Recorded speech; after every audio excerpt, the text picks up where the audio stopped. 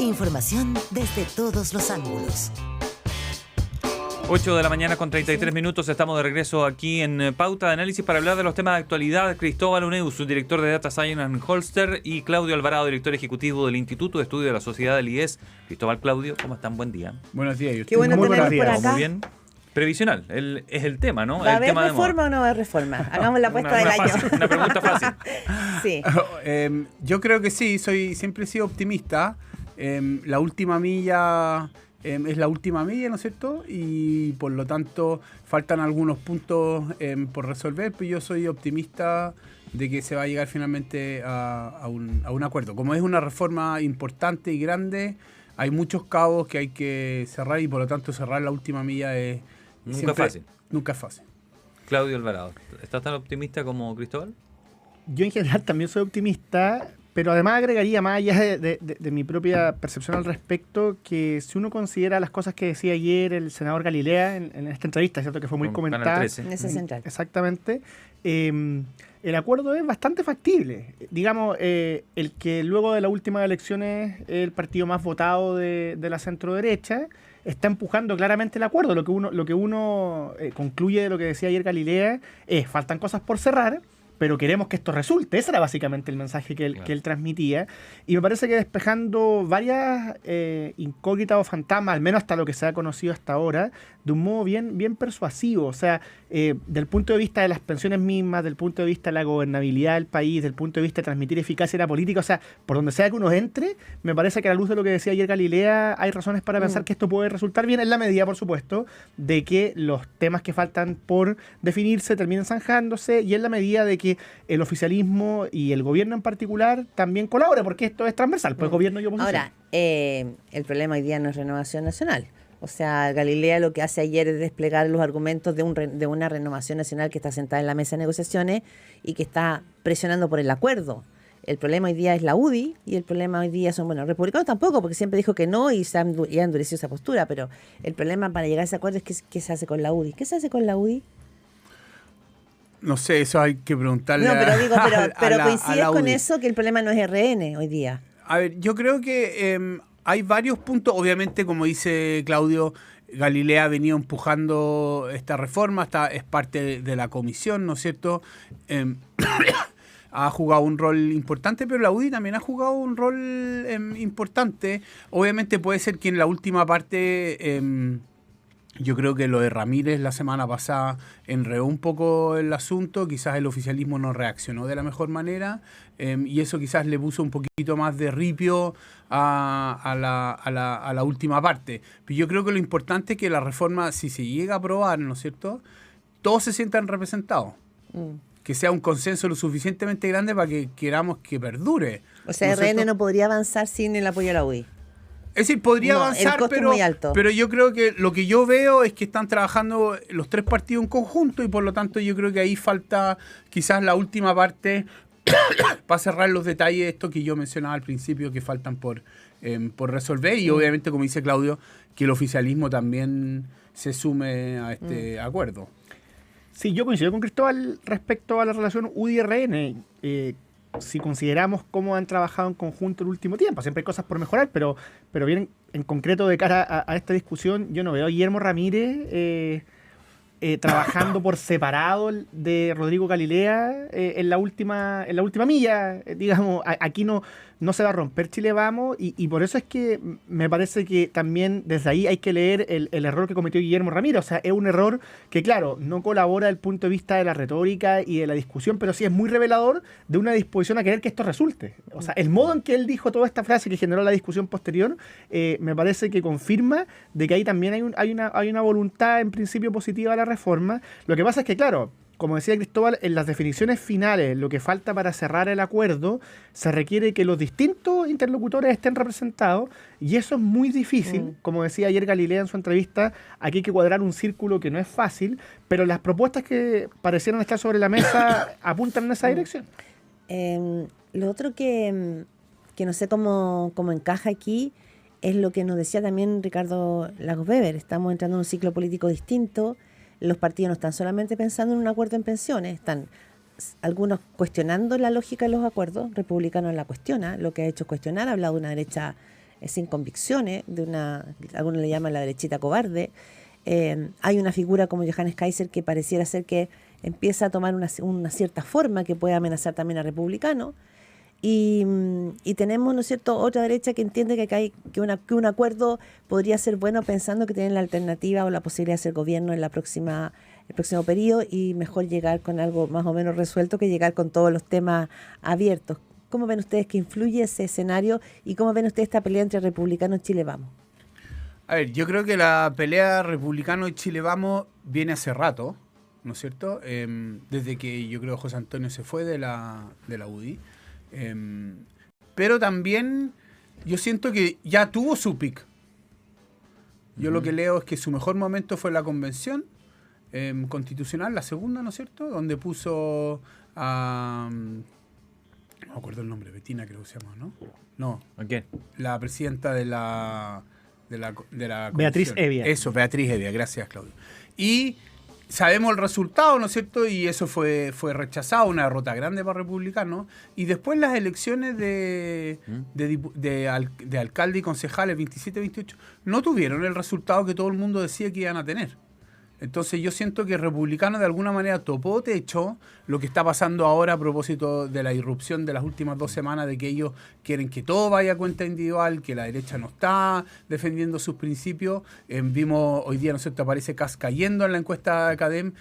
Yo siento que en ese sentido ellos como que no están sintonizando con este nuevo electorado, el voto obligatorio, ¿no es cierto? Y eso yo creo que... Ni en pensiones ni seguridad, probablemente. Claro, y yo creo que Kaiser está está aprovechando ese espacio que le está dejando José Antonio, y por eso él está de alguna manera subiendo. Esta diferencia entonces con la UDI, y de ahí te paso, Claudio, entonces tú lo ves como una intencionalidad de desmarcarse, de tensionar extremadamente las cosas, más allá de la convicción que tengan sobre el tema previsional realmente. Es una oportunidad para desmarcarse. Claro, aquí hay una pelea por los votos entre entre republicanos y la UDI. Lo que muestra la elección del 27-28 es que de alguna manera le pusieron un muro junto con Renovación Nacional. Claudio Alvarado.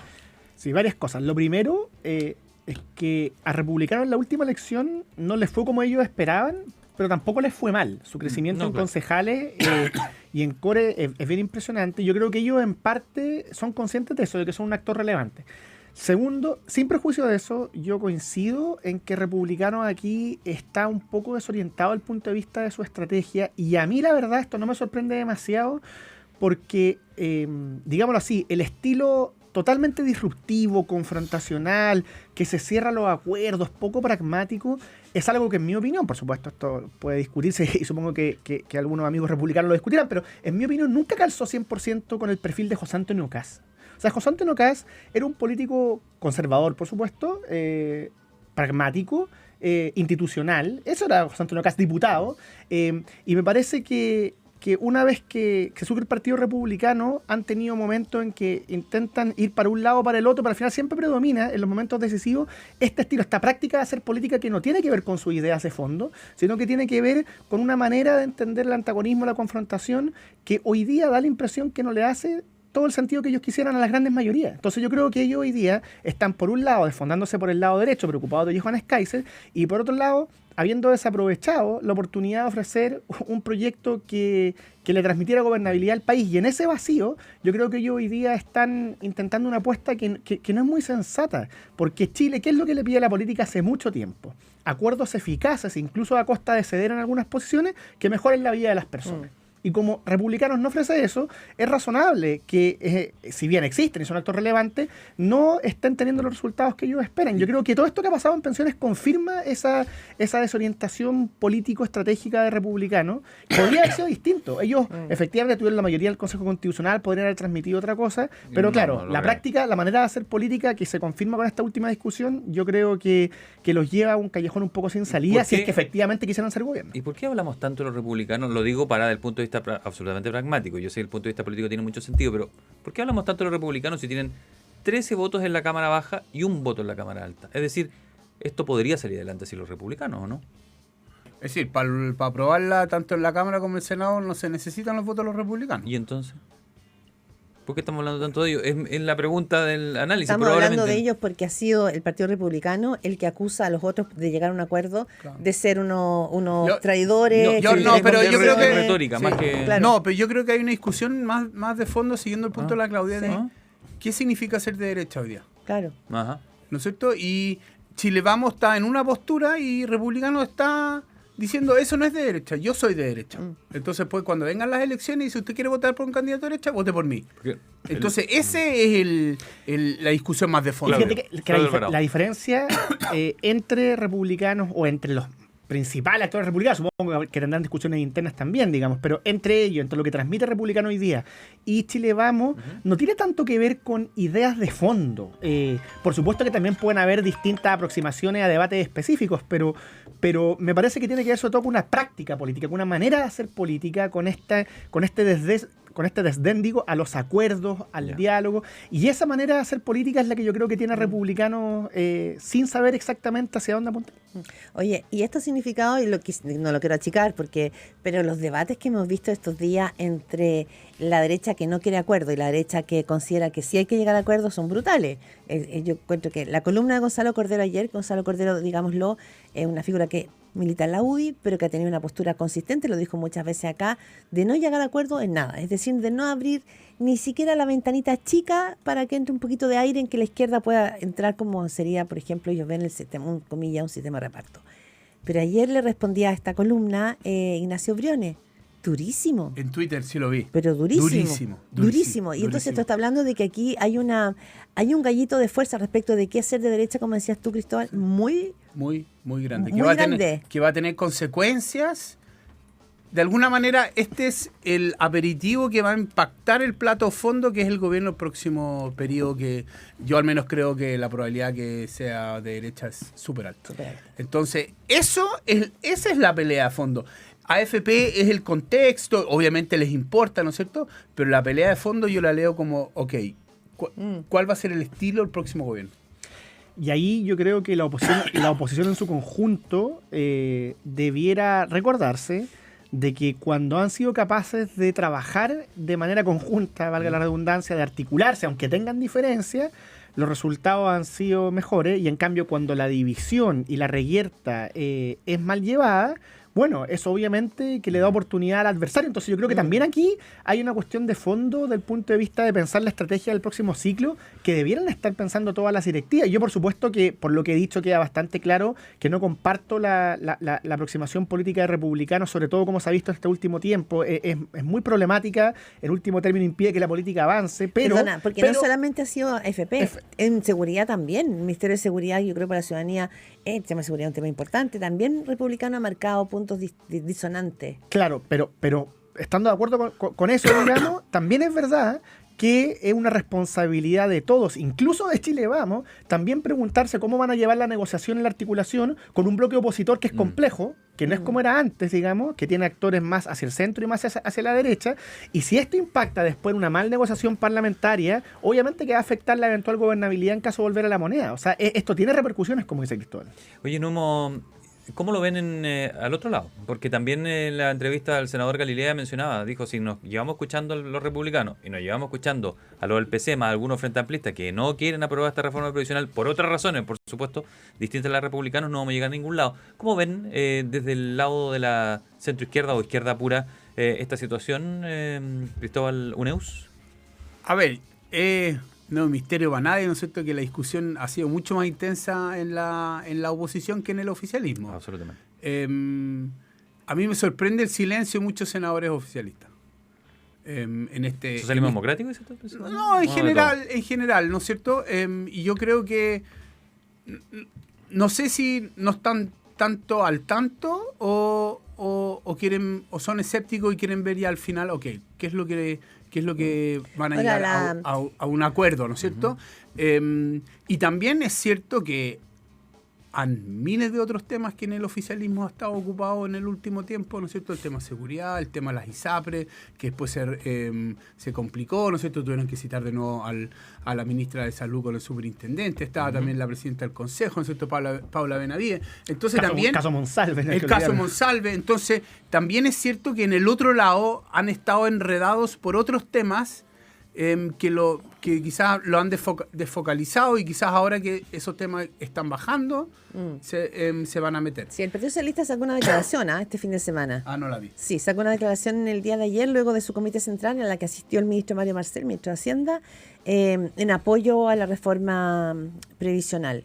Lo que pasa, perdón, es que ahí la duda, en principio, estas cosas siempre pueden cambiar, pero asumiendo que las cosas avancen y que tengamos un principio de acuerdo en pensiones razonable, que le haga sentido a los distintos actores políticos, en fin, que técnicamente sea viable, con todo eso supuesto, la duda no va a estar, asumiendo todas esas variables, digo, en el socialismo democrático. La duda va a estar en el Partido Republicano, ya lo conversamos latamente, y por otro lado, en una parte del Frente Amplio y en el Partido Comunista. Así, cuando se han votado los proyectos emblemáticos y el gobierno se ha ido quedando parcialmente solo, tiene que ver, o no solo digo, pero que con una parte de su base votando en contra, el problema en general no está en el PS, no está en el PPD, sino que está en más o menos la mitad del Frente Amplio y en el PC. Entonces la duda es cómo van a reaccionar ellos cuando se presente la reforma. Pero la ministra del PC, la ministra comunista. Por eso, yo creo que Claudio tiene razón, pero no en el Senado.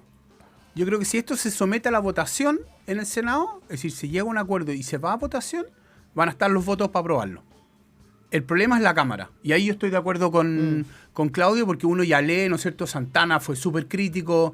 Hay otros diputados del Frente Amplio que han sido súper críticos de la discusión, y yo veo con preocupación lo que pueda suceder en la comisión mixta por parte de los diputados.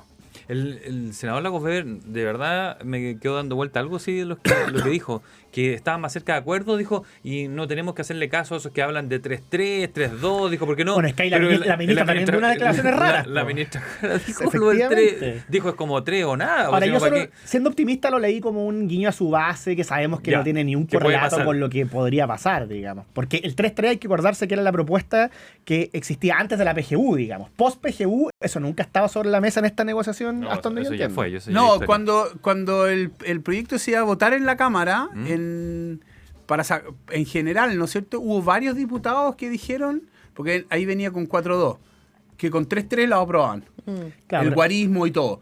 Y al final el gobierno no se movió y esa parte fue rechazada. Oye, habría sido distinta la discusión si hubiera llegado al Senado con eso aprobado. Consulta. ¿Ustedes dirían que hay diferencia entre Mario Marcel y la ministra Janet Jara respecto de la reforma? Es difícil responderlo porque yo tentativamente pensaría que sí, pero tal como dice Cristóbal, sería muy curioso que el gobierno empujara una reforma con la ministra del ramo. No será la primera vez que tiene una dualidad al interior del gobierno. Tú dices Andrade Velasco. Por ejemplo, exactamente, sí. Estás pensando. No, lo que pasa es que, no se ha echado a perder nada. También es verdad que el ministro Marcel, no solo en este tema, digo, más en general, también ha tenido aproximaciones. Si uno mira el derrotero del gobierno que han sorprendido. A veces ha sido el Mario Marcel que uno conocía de antes, a veces ha sido el Mario Marcel que votó a prueba y lo dijo públicamente. Digo, o sea, yo creo que ellos en general... ¿Tú crees que sí? ¿Qué importa la prueba y el rechazo? ¿Tú crees que la gente no. Yo creo que... No, es revelador de lo que estuvo dispuesto a hacer Marcel en algún minuto. Eso yo... Sí, no desde el punto de vista de la popularidad. Claro, yo pienso, mucha gente se acuerda cómo votaron algunos en particular, no por... el resultado, sino porque en el fondo, ¿dónde están sus preferencias? En el fondo. Efectivamente. No, yo creo que han actuado coordinadamente, tanto en la Cámara como en el Senado. Son dos equipos que se complementan, ¿no es cierto? Mario quizás le habla más al socialismo democrático, ¿no es cierto? Y una parte del Frente Amplio, y la ministra le habla más al Frente Amplio y el Partido Comunista, y esas dos cosas encajan de una manera que ha permitido avanzar hasta ahora, pero la parte crucial es lo que viene ahora en la última milla. Oye, desde el próximo lunes ya la ministra Jara va a ser la vocera de gobierno. Sí. Así pero no era en enero. O sea, entiendo que después del 23. El 23 sale la ministra vocera actual. ¿Eso ya está confirmado por el presidente? No sé, el rumor que sí, vuelta. El rumor, ya. Es más, hasta aquí, cada vez que no ha estado la ministra Vallejo, la vocera es la ministra Jara. Ahora, sacar a la ministra Jara en este minuto es como... O sea, es para que haga doble tarea, pero yo no sé si, por ejemplo, lo que hizo de lo del 3-3, un gustito que se dio esta semana, la semana pasada, no sé, pues eso a veces tienen costo, ¿no? Lo que pasa es que pasar a ser vocero del gobierno, ahí sí que implica, en principio, renunciar completamente a la agenda propia y ser literalmente el vocero del presidente. Y eso siempre es difícil. Oye, lo último, Evelyn Matei ha estado muy ausente del debate previsional. ¿Está bien eso? ¿Mejor que se guarde? ¿Está mal? ¿Debería jugar un rol? ¿Cómo lo ve Claudio Alvarado? Lo que pasa es que en la medida en que Chile Vamos, en este caso en particular, mediante Rodrigo Galilea, empuja bien su planteamiento del modo en que lo ha hecho, tampoco es que haya estado solo, ¿cierto? Ha sido respaldado por diputados de distintos partidos, en fin. Yo creo que Evelyn Matei no tiene por qué, digamos, hoy día gastar todo su capital político, porque de partida no conocemos el texto definitivo del acuerdo, claro. Y porque además también acá esta va a ser una carrera larga, digamos. Como decía Cristóbal, incluso habiendo acuerdo, tiene que pasar por el Senado, después tiene que ir a una comisión mixta que se plantea aún más difícil. En marzo, yo creo que llegado, como es candidata, evidentemente, a todas luces, y además la candidata mejor posicionada, cada planteamiento que ella haga tiene que ser en el momento justo, y no creo que eso haya llegado todavía para el debate de pensiones.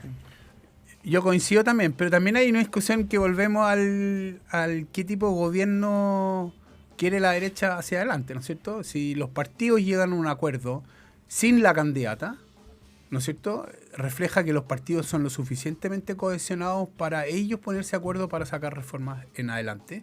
Y eso me confirma mi creencia que en el próximo gobierno el poder va a ser mucho más en los partidos que en el presidente, si lo comparo con los gobiernos del expresidente Piñera, tanto uno como dos. Lo que no sabemos si es que ella ha participado o no. No sabemos eso. No a lo mejor después lo dicen, ella claro. participó siempre secretamente en esta coordinación. Puede ser. Podría ser, ¿no? Puede ser. Cristóbal Luneus, Claudio Alvarado, muchas gracias como cada lunes por acompañarnos con su análisis político. Gracias a ustedes. Gracias. Que tengan un muy buen día, buena semana.